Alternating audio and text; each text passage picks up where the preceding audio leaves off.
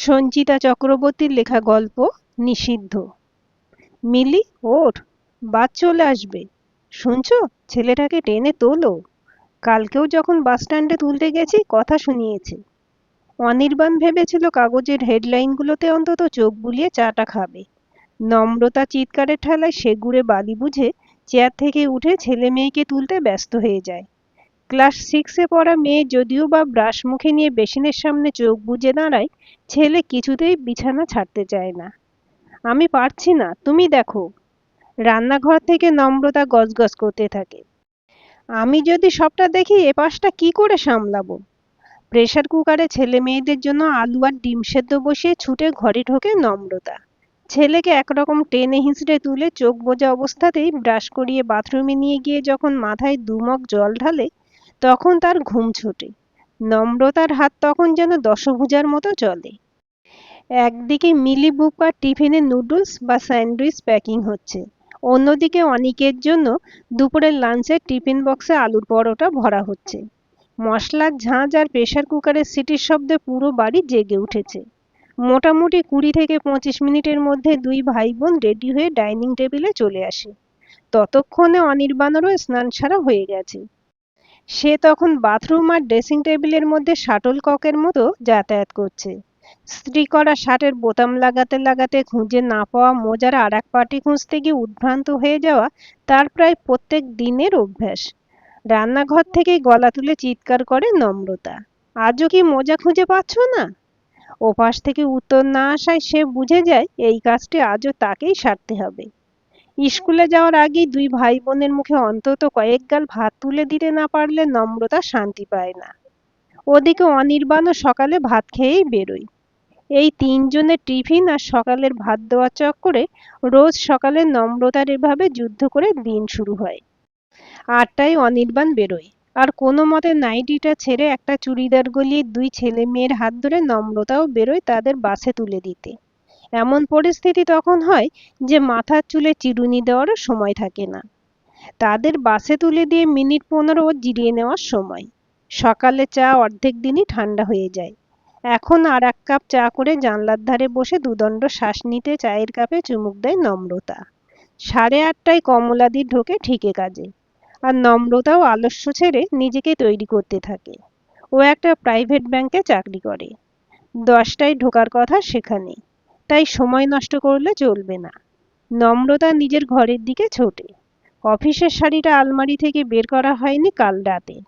আয়নার সামনে দাঁড়িয়ে নিজের উস্কো খুস্কো চুলের দিকে তাকিয়ে সে একবার দীর্ঘশ্বাস ফেলে। ব্যাংকের ক্যাশ কাউন্টারে সারাদিন হাসি মুখে গ্রাহকদের সামলাতে হয়, অথচ নিজের সকালটা শুরু হয় একরাশ বিরক্তি আর তাড়াহুড়ো দিয়ে। ঘড়িতে তখন 9টা 15। ব্যাগ গুছিয়ে নিজেকে মোটামুটি সাজিয়ে মোবাইল আর টিফিন বক্সটা নিয়ে নম্রতা সদর দরজায় তালা দিয়ে বাস স্ট্যান্ডের দিকে হাঁটতে হাঁটতে মনে মনে হিসেব করে, আজ ফেরার পথে মিলির জন্য একটা নতুন ড্রয়িং খাতা আর বুকাইয়ের প্রিয় বিস্কুটটা নিয়ে যেতে হবে। বাড়ি থেকে ব্যাংক খুব একটা বেশি দূরে নয়, অটোতে মিনিট 25 লাগে। এই 25টা মিনিট নম্রতার কলকাতা শহরটাকে দেখার সময়। অটোটা যখন গড়িয়াহাটের মোড়ে জ্যামে এসে আটকে পড়ল, নম্রতা হাত ঘড়ির দিকে তাকালো। বেলা 9:30। কলকাতার এই সময়টা যেন একটা ফুটন্ত কড়াইয়ের মতো, সবকিছু টকবক করে ফুটছে। 9:30 মানেই কলকাতার রাজপথে তখন অসম লড়াই। অফিস যাত্রী ঠাসা বাসগুলো একপাশে কাত হয়ে কাতরাতে কাতরাতে এগোচ্ছে। বাসের ফুটবোর্ডে বাদুজ্জ্বলা হয়ে ঝুলতে থাকা মানুষগুলো ষাটের পিঠ ততক্ষণে ঘামে ভিজে সপসপে। অটো চালকের ক্রমাগত হর্ন আর পাশ দিয়ে বেরিয়ে যাওয়া বাইকগুলো শশা শব্দে কান পাতা দেয়। নম্রতা ভাবে, অনির্বাণও কি এখন ঠিক এইরকম কোনো ভিড় ঠেলে অফিসের সিঁড়ি ভাঙছে? সিগনালে অটোটা থামতেই নম্রতা চোখ গেল পাশের একটা রিকশার দিকে। সেখানে এক বৃদ্ধ দম্পতি হয়তো ডাক্তার দেখাতে যাচ্ছেন। তাদের চোখে মুখে এই শহরের গতির সাথে তাল মেলাতে না পারার এক অদ্ভুত অসহায়তা। ঠিক উল্টো দিকে বিশাল এক বিলবোর্ডে ঝকঝকে মেকআপ করা কোনো এক নায়িকার বিজ্ঞাপনী হাসি। মধ্যবিত্তের এই ধুলোবালি মাখা লড়াইয়ের সাথে যার কোনো মিল নেই। পুরনো কলকাতার জীর্ণ ড্যাম ধরা বাড়িগুলোর বারান্দা তখন দু একটা ভিজে শাড়ি রোদে উঠছে। পাশেই মাথা তুলে দাঁড়ানো নতুন ধাঁচের বহুতলগুলোতে রোদের ঝিলিক লাগছে। 9:30 এই রোদটা বড্ড কড়া, নম্রতার মনে পড়ল ঘরের জানালায় পর্দাটা টেনে দিয়ে আসা হয়নি। রোদে বোধহয় ঘরের কোণটা তেতে পুড়ছে এখন। অটোটা জ্যাম কাটিয়ে একটু গতি নিতেই নম্রতা ব্যাগ থেকে রুমাল বের করে কপালের ঘামটা মুছে নিল। 10টা বাজতে আর মাত্র 15 মিনিট। ব্যাংকের এসি রুমে ঢোকার আগে এই আধ ঘন্টা শহরটাই নম্রতার কাছে আসল পৃথিবী। অটোটা তখন ব্যাংকের আগে সিগন্যালে দাঁড়িয়ে। ঠিক তখনই একটা অল্প বয়সী ছেলে আর মেয়ে হন্তদন্ত হয়ে উঠে এলো অটোর পেছনের সিটে। নম্রতা জানলার একদম কোণে চেপে বসে ওদের জায়গা করে দিল। মেয়েটির পরনে হালকা হলুদ কুর্তি, হাতে একগুচ্ছ কাঁচের চুড়ি, আর ছেলেটির চোখে মুখে এক অদ্ভুত প্রশান্তি। অটোটা স্টার্ট নিতে শুরু হলো ওদের নিচু গলার খুনসুটি। বলেছিলাম না 10 মিনিট আগে বেরোতে, দেখলে তো? তোমার কাজল পরার চক্করে আজ নির্ঘাত লেট। ছেলেটি কৃত্রিম রাগ দেখিয়ে বলল। মেয়েটি আলতো করে ছেলেটির শার্টের হাতা টেনে ধরল, চোখে একরাশ দুষ্টুমি। দেরি হয়েছে তাতে কি? এই যে জ্যামে আটকে আছি, বেশ তো লাগছে। তুমি বরং বলো তো, আমায় কেমন দেখাচ্ছে? ছেলেটি একটু ঝুঁকে মেয়েটির কানের কাছে ফিসফিস করে কি একটা বলল, আর মেয়েটি খিলখিল করে হেসে উঠে ওর কাঁধে মাথা রাখল। ওদের এই ছোট ছোট কথা, একে অপরের চোখের দিকে তাকিয়ে থাকা, সবকিছুই যেন এক বসন্তের হাওয়া বয়ে নিয়ে এলো অটোর ওই ঘিঞ্জি সিটটায়। নম্রতা আর চোখে একবার ওদের দেখল, তারপর বাইরের ব্যস্ত রাস্তার দিকে তাকিয়ে একটা দীর্ঘশ্বাস ফেলল। বুকটা কেমন যেন ফাঁকা ফাঁকা লাগলো ওর। মনে পড়ে গেল অনির্বাণের কথা। কতদিন কতদিন অনির্বাণ ওর দিকে এমন ভাবে তাকিয়ে বলেনি, তোমাকে আজ খুব সুন্দর লাগছে। এখন ওদের কথা মানে মিলিকে তুলেছ? স্ত্রী করা শার্টটা কোথায়? বাজারের ব্যাগটা দাও। ভালোবাসার জায়গাটা এখন দখল করে নিয়েছে একরাশ লিস্ট আর দায়িত্বের পাহাড়। ব্যাংকে ঢুকে নিজেকে কাজের মধ্যে ডুবিয়ে দিল নম্রতা। এখন আর অন্যদিকে মন দিলে চলবে না। কাউন্টারে অলরেডি লাইন পড়তে শুরু করেছে। 12:30 নাগাদ কাউন্টার একটু ফাঁকা হতে আকাশ এসে 1 কাপ ব্ল্যাক কফি ওর সামনে নামিয়ে রাখলো। তুমি জানলে কি করে গলাটা শুকিয়ে এসেছে? কাজ করতে করতে দেখলাম দুবার জল খেলেন। বুঝলাম এ তেষ্টা শুধু জল দিয়ে যাওয়ার নয়। আমারও খেতে ইচ্ছে করছিল, তাই আপনারটাও বানিয়ে নিয়ে এলাম। আকাশ শর্মা ওদের ব্যাংকে নতুন জয়েন করেছে। দিল্লির ছেলে। কলকাতায় নাকি বছর সাথে কাছে। বেশ ঝরঝরে বাংলা বলতে পারে। মৃদু হেসে নম্রতা কাপটা তুলে নিল। এই কালারটা কিন্তু আপনাকে খুব মানায়, আমি আগেও দেখেছি। নম্রতা ঠোঁটের কোণে এক চিলতে হাসি ফুটে উঠল। মনের ভেতরটা কেমন যেন একটু কেঁপে উঠল। সকালে অটোতে দেখা সেই যুগল আর অনির্বাণের উদাসীনতায় যে মেঘটা মনের কোণে জমেছিল, আকাশের এই সহজ প্রশংসাটা যেন তাতে এক চিলতে রোদ্দুর বুলিয়ে দিল। থ্যাংক ইউ আকাশ, তুমি খুব খুঁটিয়ে লক্ষ্য করো দেখছি। আকাশ হাসল। ওর হাসিতে এক ধরনের চপলতা আছে, যা এই নীরস ব্যাংকের পরিবেশে বড্ড বেমানান, কিন্তু আরামদায়ক। সে কাউন্টারের উপর দুহাত রেখে নিচু গলায় বলল, আসলে ভালো জিনিস তো এমনি চোখে পড়ে যায়। নম্রতা একটু অপ্রস্তুত বোধ করল। শাড়িটা পুরনো, আজ সকালে তো ঠিক করে ম্যাচিং দুলটাও পরতে পারেনি। অথচ এই ছেলেরা এমনভাবে বলছে যেন সে খুব পরিপাটি হয়ে সেজে এসেছে। ঠিক তখনই লাইনে দাঁড়ানো এক বয়স্ক গ্রাহক গলা খাঁকারি দিলেন। নম্রতার সম্বিত ফিরে পেয়ে তাড়াতাড়ি কফির কাপটা একপাশে সরিয়ে রাখল। আকাশ চোখের ইশারায় আসছি বলে নিজের ডেস্কের দিকে এগিয়ে গেল, কিন্তু যাওয়ার আগে বলে গেল, কফিটা শেষ করবেন ম্যাডাম? ঠান্ডা হলে কিন্তু একদম বিস্বাদ লাগবে। দুপুরের লাঞ্চ ব্রেকে চারপাশে শোরগোল যখন একটু থিতিয়ে এলো, নম্রতা নিজের টিফিন বক্সটা খোলার আগে একবার অনির্বাণের কথা ভাবল। ফোনটা কানে দিয়ে নম্রতা খুব নরম স্বরে জিজ্ঞেস করল, হ্যালো, শুনছো? তোমার কি লাঞ্চ করা হয়েছে?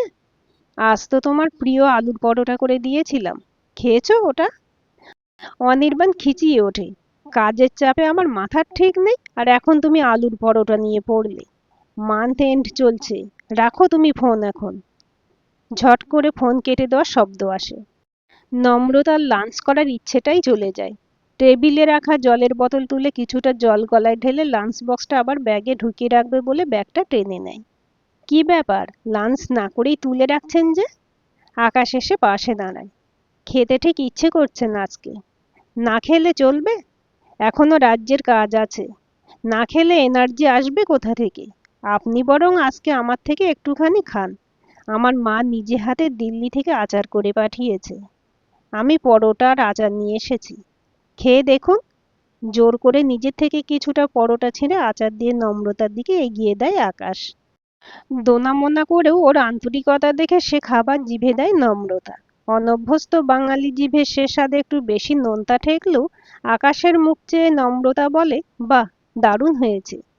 ধীরে ধীরে সন্ধ্যা নামলো। এক এক করে ব্যাংকের কর্মীরা ব্যাংক থেকে বেরোচ্ছে।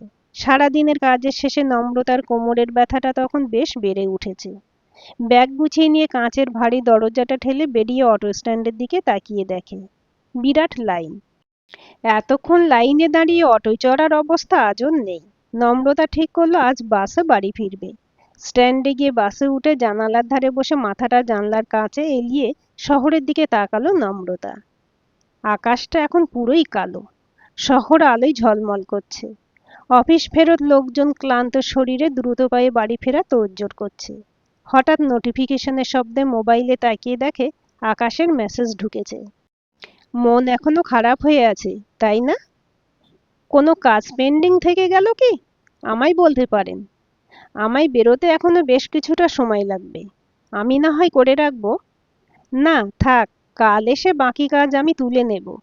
আসলে আজ কোমরের ব্যথাটা এতটা বেড়েছে। আমি এখন হেডফোনে আপনার প্রিয় গানটাই শুনবো, যেটা আপনি আপনার কলার টিউন করে রেখেছেন। নম্রতা চমকে উঠল। ছেলেটা সব দিকে নজর আছে। আকাশ বুঝে গেছে কোনটা নম্রতার প্রিয় গান। আজ জানে কি জিদ না করো, নিজের মনে দুটো লাইন মৃদুস্বরে গুনগুনিয়ে ওঠে ও। আবার আকাশের মেসেজ আসে, আপনিও গানটা শুনুন না ম্যাডাম, তাহলে আর নিজেকে একা মনে হবে না।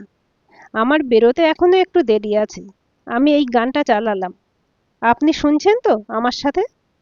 আকাশের মেসেজের আর কোনো উত্তর দিল না নম্রতা, তবে ব্যাগ থেকে হেডফোনটা বার করে প্লেলিস্ট দেখে গানটা চালিয়ে দিল। বাস তখন ধীরে ধীরে স্ট্যান্ড থেকে বেরোচ্ছে। ফোনের স্ক্রিনে সময় দেখার বদলে নম্রতা একবার আকাশের দিকে তাকালো। শহরের নিয়ন আলোয় আকাশটা কেমন ঝাপসা বেগুনি দেখাচ্ছে। সন্ধ্যার ঠান্ডা বাতাসে ঝাপটা এসে লাগছে নম্রতার চোখে মুখে। তার সঙ্গে হেডফোনে প্রতিধ্বনিত হচ্ছে গায়িকার মখমলি গলার গুঞ্জন। নম্রতার বুকের উপর চেপে বসা পাথরটা ধীরে ধীরে হালকা হতে থাকে। অফিসের ডেডলাইন, বাড়ির দুশ্চিন্তা, দাম্পত্যের পানসের স্বাদ, একঘেয়েমি আর ভবিষ্যতের ভয় দিয়ে তৈরি সেই ভারী পাথর যন্ত্রচালিতের মতো নির্দিষ্ট স্টপেজে অভ্যাস মতো নেমে পড়ে ও। কানে তখনও বেজে চলেছে গানটা। ওদের গলির সামনে পৌঁছে একটা দীর্ঘশ্বাস ফেলে হেডফোনটা কান থেকে খুলল নম্রতা। তারপর সমীরণদার দোকান থেকে মিলির ড্রয়িং খাতা আর বুবকার প্রিয় বিস্কুটের প্যাকেটটা নিয়ে বাড়ি ঢোকে। মিলি জানে এই সময় তার দুই ছেলে মেয়ে টিচারের কাছে বাড়িতে পড়ছে। তাই কোনো মতে বাড়িতে ঢুকে অফিসের পোশাক ছেড়ে রান্নাঘরে গিয়ে স্যারদের জন্য আর নিজের জন্য চায়ের জল ওভেনে চাপিয়ে দেয়। কিছুক্ষণ পরে অতসীর মা রাতের রান্নাটুকু করতে আসবে।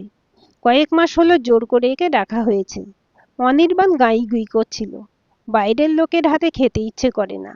নম্রতা যুক্তি দিয়েছিল, তাহলে অনলাইনে অর্ডার করে হোটেল থেকে খাবার আনিয়ে খাও কি করে? ওখানে কি তোমার বাড়ির লোক গিয়ে রান্না করে দিয়ে আসছে? সারাদিন কাজ করে অফিস থেকে ফিরে আমারও আর শরীর দেয় না অনির্বাণ। ছেলে মেয়ের সঙ্গে দেখা করে স্যারদের চা স্ন্যাক্স দিয়ে অতসীর মাকে রান্না বুঝিয়ে চায়ের কাপ নিয়ে এসে ঘরে বসে নম্রতা। কোমরের ব্যথাটা আজ বড্ড বেড়েছে, কিন্তু বসে থাকলে চলবে না, কারণ মিলির প্রজেক্ট দিন দুয়েক পরেই জমা দিতে হবে। নম্রতা ঠিক করলো চায়ের কাপ শেষ করে পাড়ার মোড়ের দোকান থেকে প্রয়োজনীয় জিনিসগুলো নিয়ে আসবে। অনির্বাণ এসব স্কুল প্রজেক্টের দিকে কোনোদিনই তাকিয়ে দেখল না।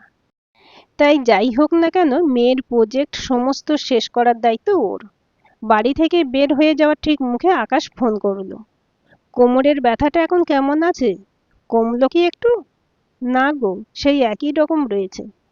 তাহলে আপনি রেস্ট নিন। আর রেস্ট? এখন আমি যাচ্ছি কালো আর্ট পেপার আনতে। মেয়ের প্রজেক্ট করতে হবে, প্ল্যানেট সিস্টেম। কালোর মধ্যে সেগুলো ফুটিয়ে তুলতে পারলে ভালো দেখাবে।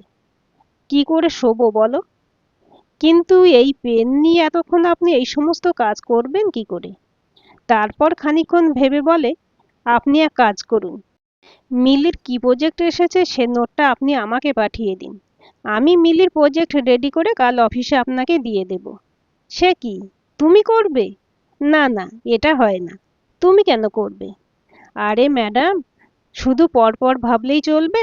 অত চিন্তা করবেন না।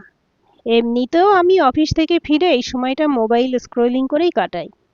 আর্ট অ্যান্ড ক্রাফটের কাজ করতে আমার চিরকালই ভালো লাগে। ও আমি করে রেখে দেব, চিন্তা করতে হবে না। আপনি কাল অফিসে তৈরি প্রজেক্ট পেয়ে যাবেন।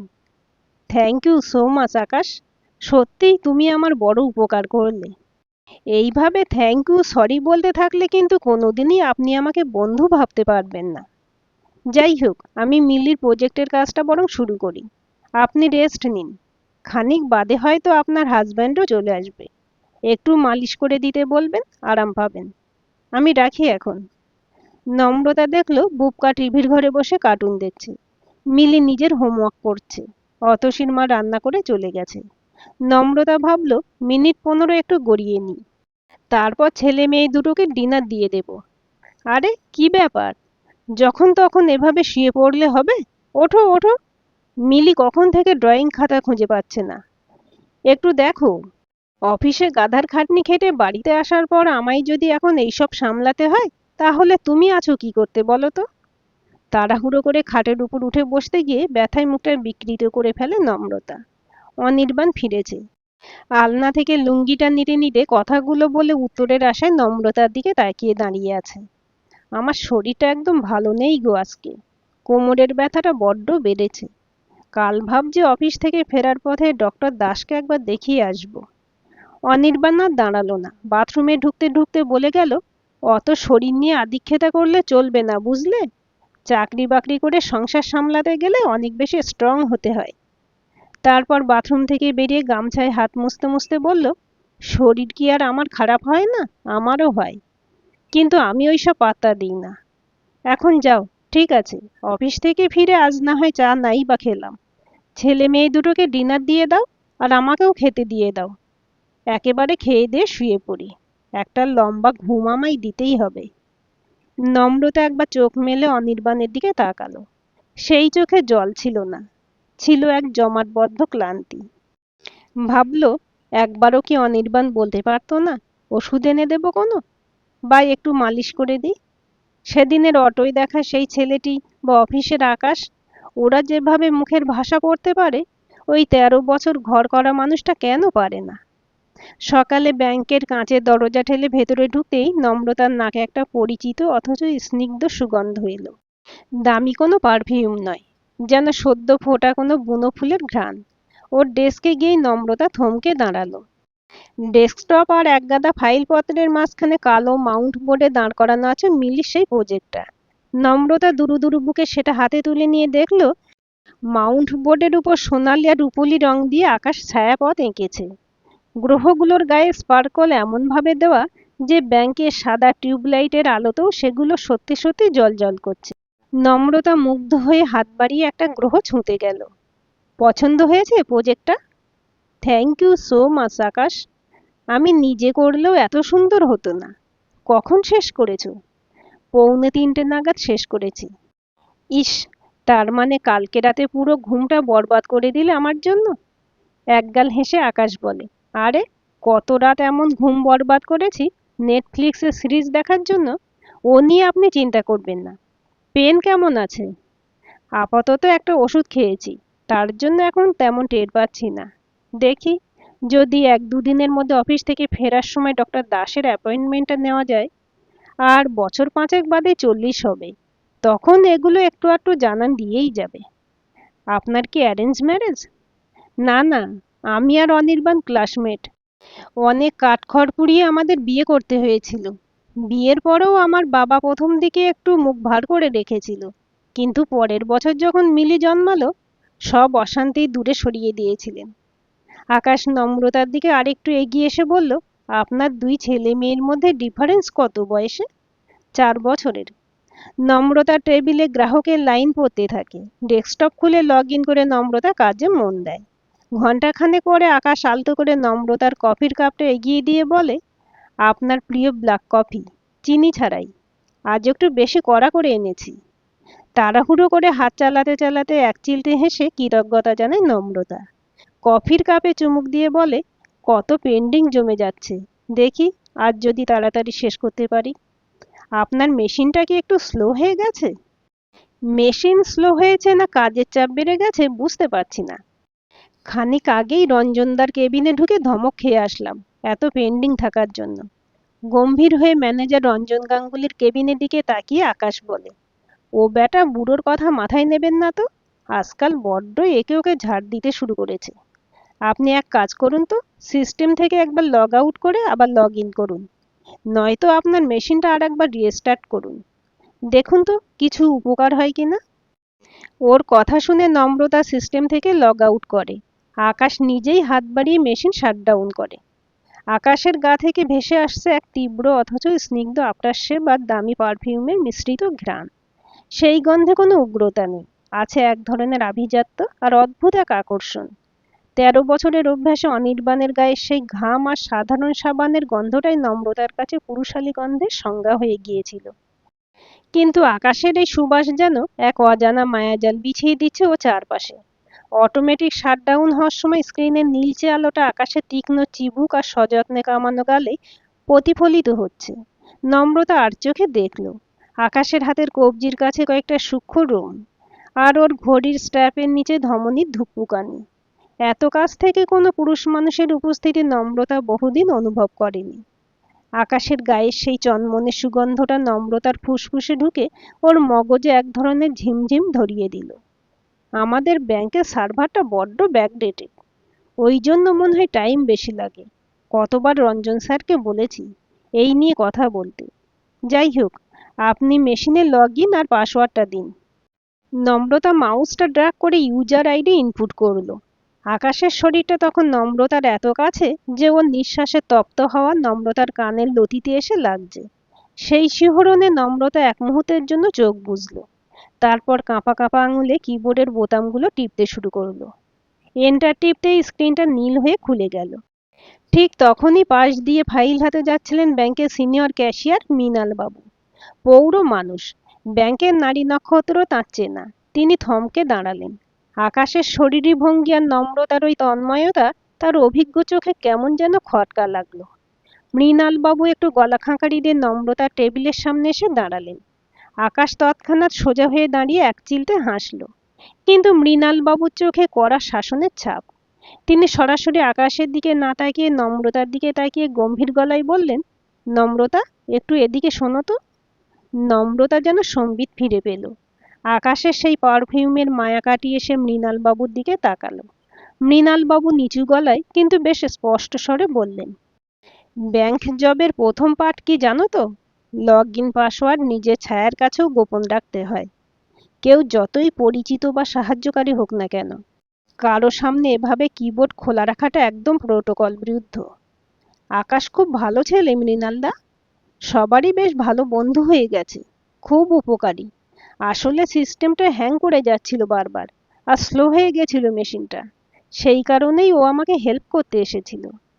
চশমাটা নাকের উপর তুলে মৃণালবাবু নম্রতার দিকে শীতল দৃষ্টিতে তাকিয়ে বললেন, বন্ধু পরোপকারী এ সমস্ত শব্দগুলো কলিগদের জন্য এত সহজে প্রয়োগ করো না নম্রতা, বিপদে পড়বে।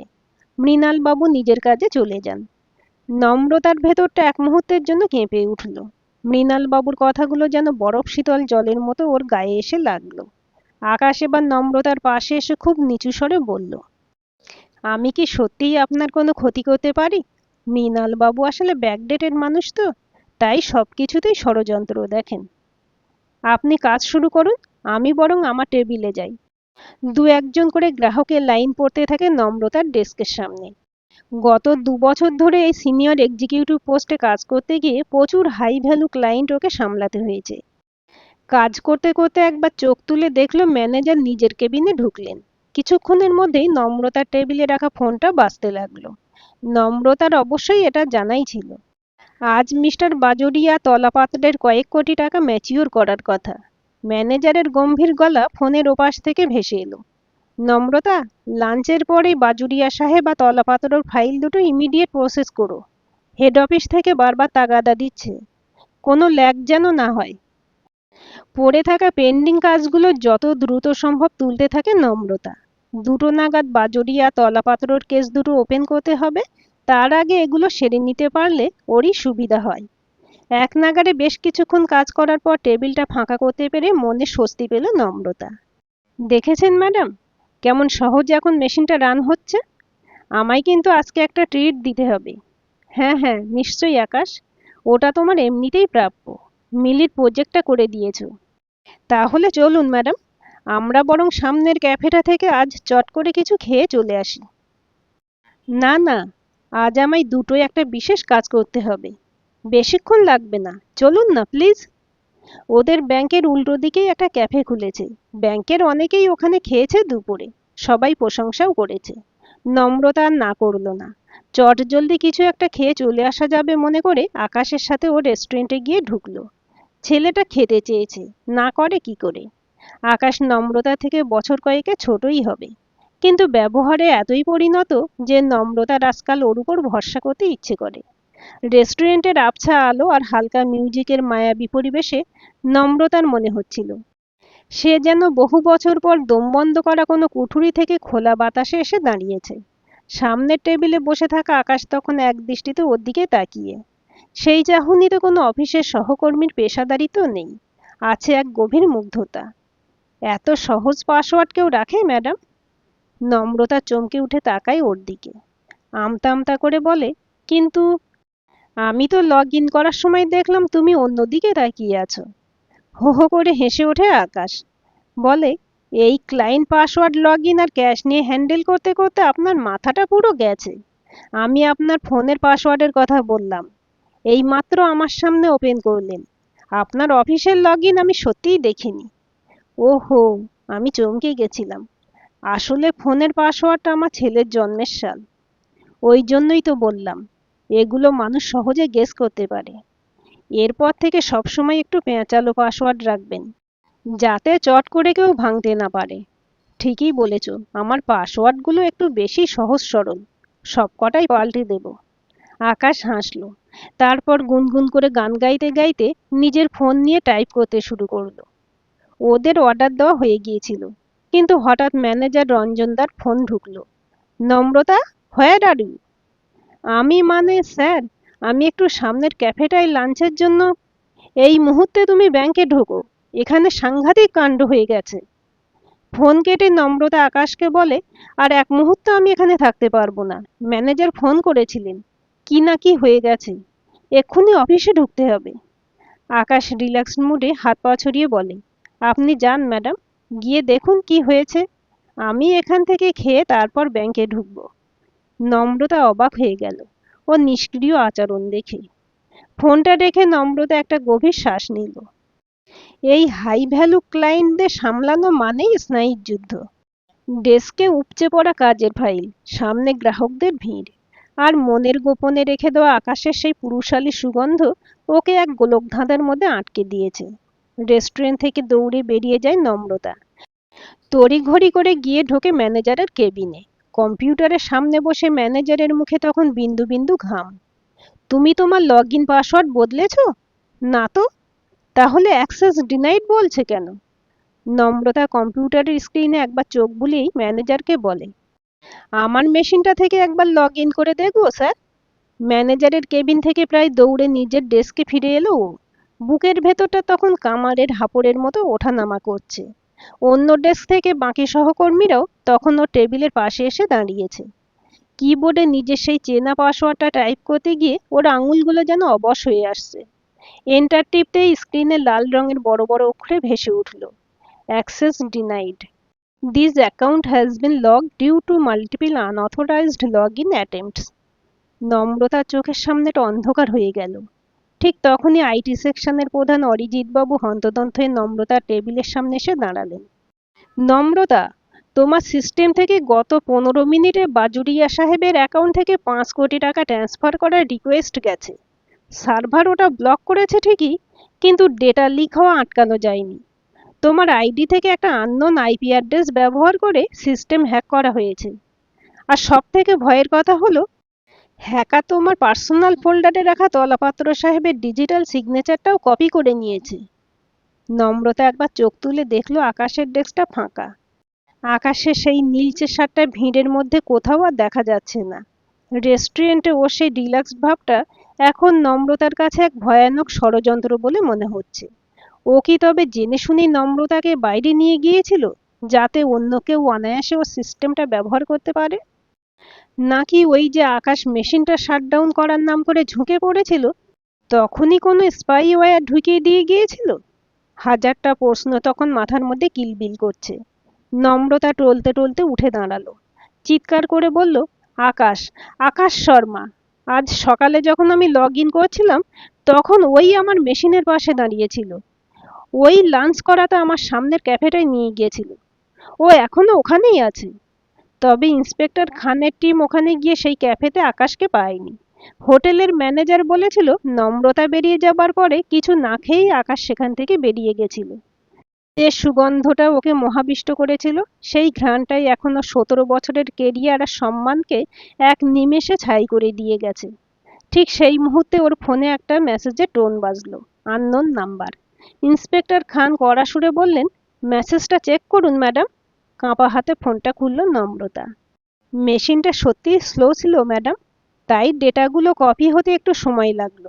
ভাগ্যিস আজ ক্যাফেটায় গেছিলাম, তাই তো বুঝতে পারলাম আপনার সমস্ত পাসওয়ার্ডগুলো আপনার বাড়ির লোকজনের ডেট অফ বার্থ ব্যবহার করেই করা। মিলের প্রজেক্টের জন্য যে স্পার্কেলগুলো ব্যবহার করেছি সেগুলো কিন্তু আসল নয়, ঠিক যেমন আমাদের এই কয়েকদিনের বন্ধুত্বটা। ভালো থাকবেন। ইন্সপেক্টর খান ততক্ষণে নম্রতার হাত থেকে মোবাইলটা নিয়ে মেসেজে আসা নম্বরটা তার টিমকে দিয়ে আকাশকে খুঁজে বের করতে বলছেন। নম্রতাকে শোকজ করা হয়েছে, চাকরিটা টিকবে কিনা ঠিক নেই। ঠিক তখনই ব্যাংকের গেটের বাইরে একটা ট্যাক্সি এসে দাঁড়ালো। গার্ডরা বাধা দিতেই চিৎকার করে উঠল একজন, আমার স্ত্রী ভেতরে আছে, আমি অনির্বাণ বোস। মৃণালবাবু নম্রতার মাথায় হাত রেখে বললেন, আমি ওকে ফোন করে দিয়েছিলাম নম্রতা। এতক্ষণ পর নম্রতা মুখ ঢেকে হাউ হাউ করে কেঁদে উঠল। অনির্বাণ ইন্সপেক্টরের দিকে তাকিয়ে শান্ত কিন্তু দৃঢ় গলায় বলল, অফিসার, আমার স্ত্রী কোনো অপরাধ করেনি। ও খুব সরল, তাই হয়তো কেউ ওর সরলতার সুযোগ নিয়েছে। আমি ওর পাশে আছি।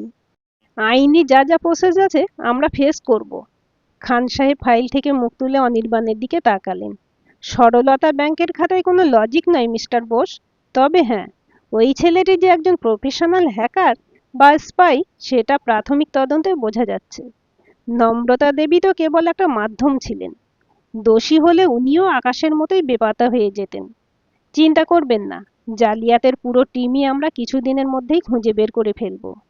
অনির্বাণ নম্রতার হাত ধরে নরম সুরে বলল, চলো নম্রতা, বাড়ি চলো। চাকরি যাক বা থাক, আমি তো আছি। গল্পটি কেমন লাগলো কমেন্ট করে জানাবেন। ভালো লাগলে লাইক, শেয়ার এবং সাবস্ক্রাইব করবেন। আর অবশ্যই বেল আইকনটি ক্লিক করে রাখবেন।